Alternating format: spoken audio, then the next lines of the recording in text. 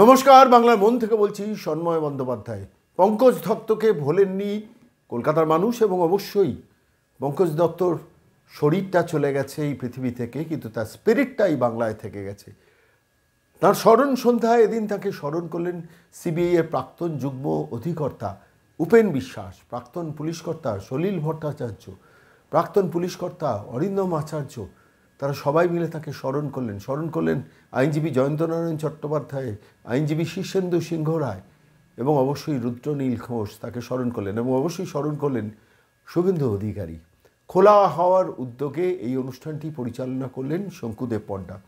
আজকের আমাদের এই প্রতিবেদনে এই অনুষ্ঠানে খোলা হাওয়ার উদ্যোগে রোটারি সদনে পঙ্কজ দত্তর স্মরণ সভায় শুভেন্দু অধিকারীর বক্তৃতাটা আপনাদের কাছে তুলে দেব। এন্টায়ার অনুষ্ঠানের একদম শেষ পর্বে তার আগে তাকে নিয়ে একটা ছোট্ট ভিডিও ক্লিপিং বেশ কিছুক্ষণ দেখানো হয়েছিল স্লাইড শো করে, এবং তারপর শুভেন্দুবাবু প্রকাশ্যে বক্তব্য রাখলেন পঙ্কজ দত্তর উদ্দেশ্যে, যে পঙ্কজ দত্ত স্মৃতিচারণ করলেন, এবং শুধু তাই নয়, পরিষ্কার বলে দিলেন যে পঙ্কজ দত্তর এই মৃত্যুর হত্যা সরকারি হত্যা, প্রাতিষ্ঠানিক হত্যা, এবং এই হত্যার বিচার হবে বটতলা থানার ওসির বিচার হবে সরকার বদলালি। আমি আজকের এই প্রতিবেদনে এদিন রোটারি সদনে পঙ্কজ দত্তর স্মরণ সভায় শুভেন্দু অধিকারীর বক্তৃতাটা আপনাদের আলোচনায় অংশগ্রহণ করেছেন তাদের মূল্যবান সময় দিয়ে। আমি তাদেরকে ধন্যবাদ জানিয়ে ওনার বিধেয়ী আত্মাকে নতমস্তকে বিনম্র চিত্তে প্রণাম এবং শ্রদ্ধা নিবেদন করব, এবং ওনার পরিবারের প্রতি সমব্যথিতা এবং সহানুভূতি প্রদান করব।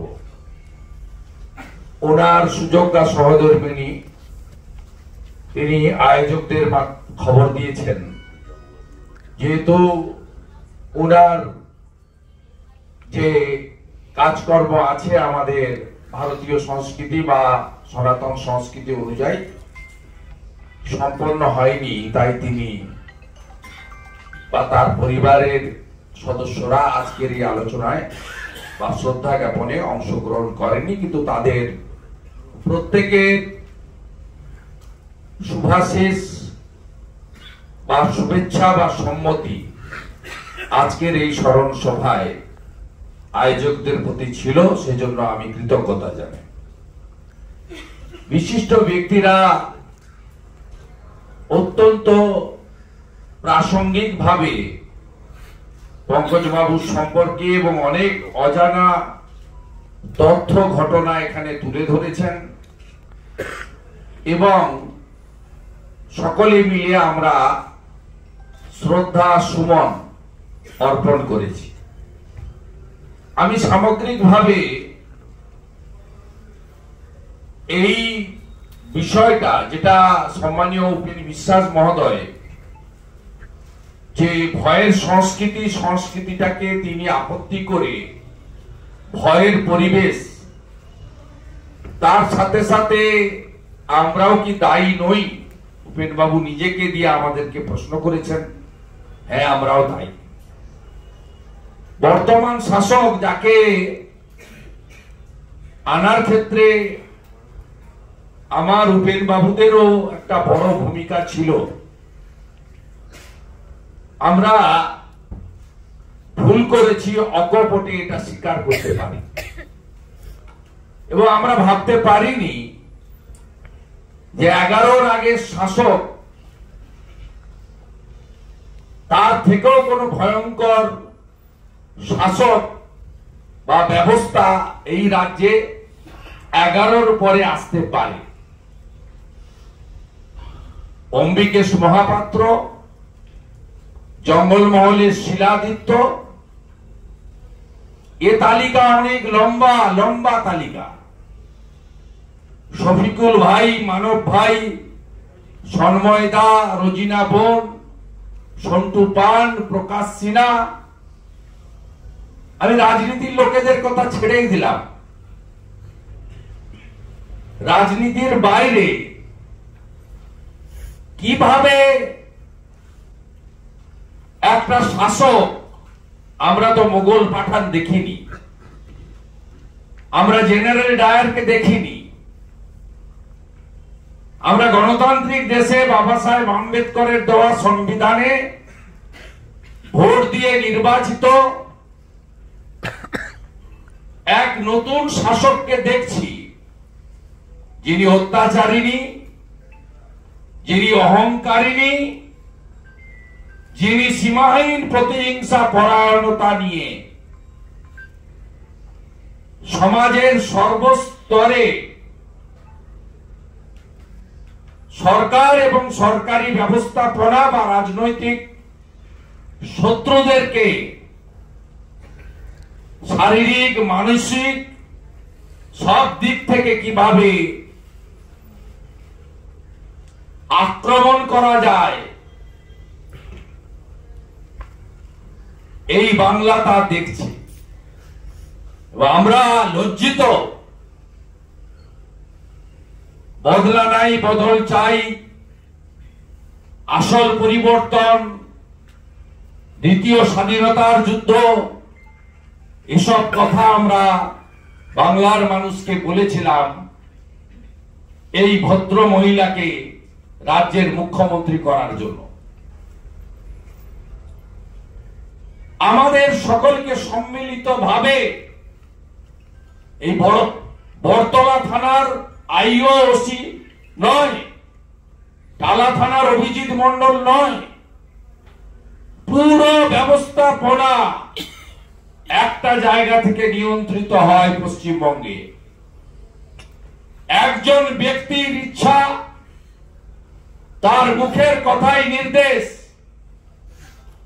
এবং সেই নির্দেশের বলি যেমন বোন অভয়া, একইভাবে আরেক প্রতিবাদী কণ্ঠস্বর পঙ্কজ দত্ত এই মৃত্যু। পরোক্ষভাবে অভয়ার মৃত্যুর জন্য দায়ী যদি হয়ে থাকেন মমতা ব্যানার্জি, প্রত্যক্ষভাবে পঙ্কজ দত্তের মৃত্যুর জন্য দায়ী রাজ্যের পুলিশ মন্ত্রী মমতা বন্দ্যোপাধ্যায়।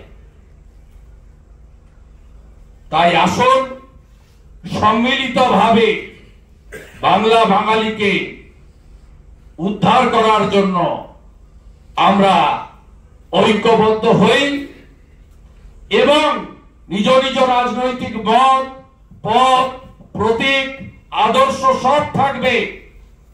ভারতবর্ষের সম্পূর্ণ ব্যবস্থা রাজনীতিকে কেন্দ্র করে মাল্টিপল পার্টি ডেমোক্রেসি, কিন্তু আমরা তো সকলে বলতে পারি, যেমন 11তে বলেছিলাম এরা যাক, যে আসে আসুক।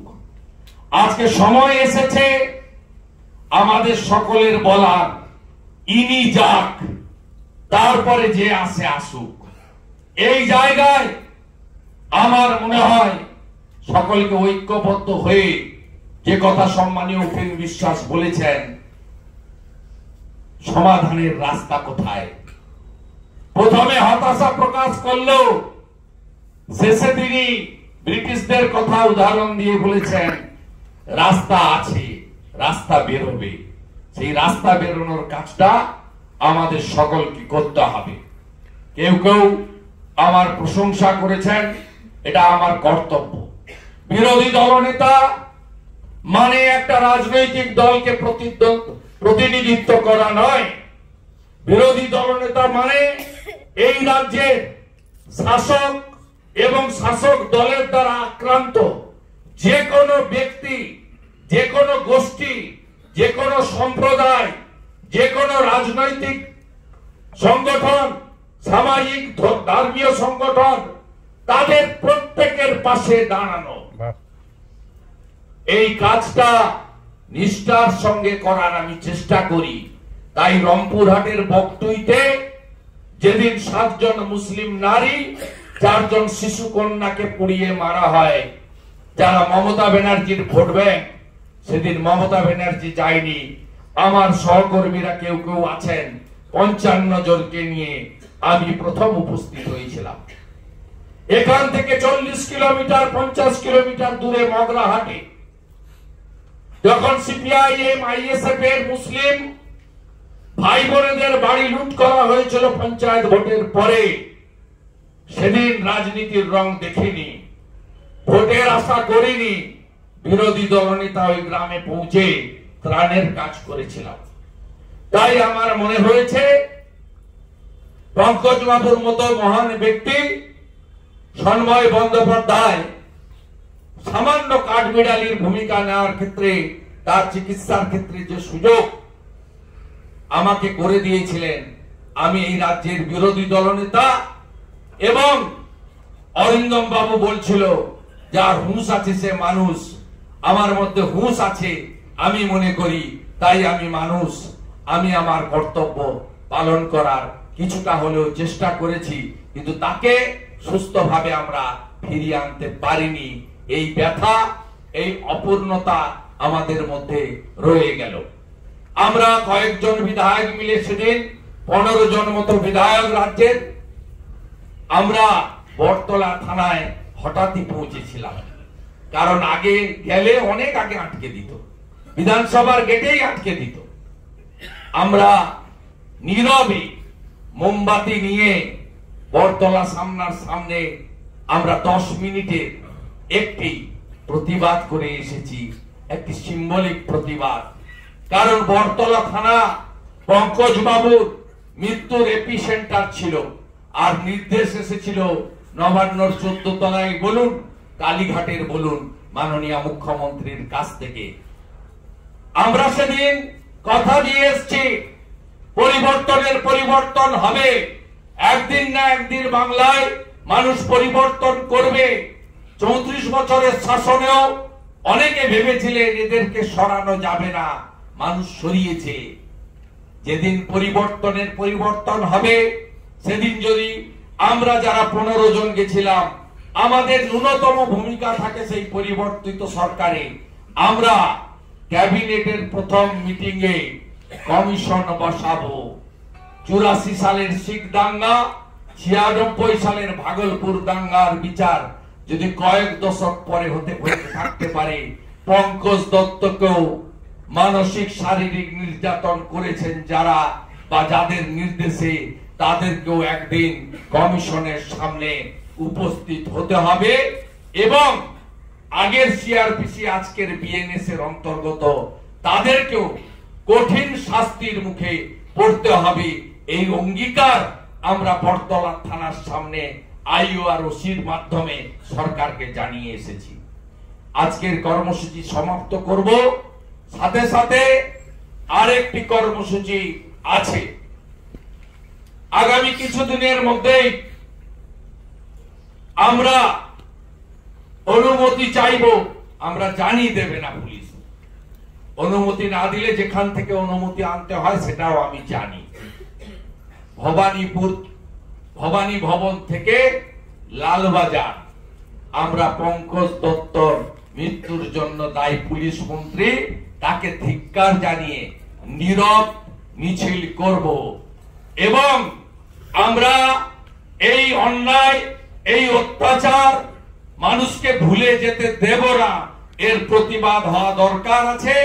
হলের বাইরে বেরিয়ে রাস্তায় নেমে এর প্রতিবাদেরও প্রয়োজন আছে। এ প্রতিবাদ হবে, এ প্রতিবাদ হবে, এ প্রতিবাদ হবে।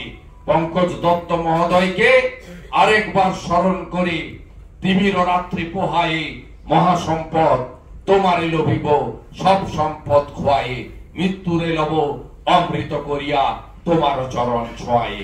আপনি ভালো থাকুন। আপনাকে প্রণাম জানিয়ে আয়োজকদের অনুমতি নিয়ে আমরা আজকের এই শ্রদ্ধা সভা, স্মরণ সভা এখানেই সমাপ্তি করলাম। সবাই ভালো থাকুন। বন্দে মাতরম।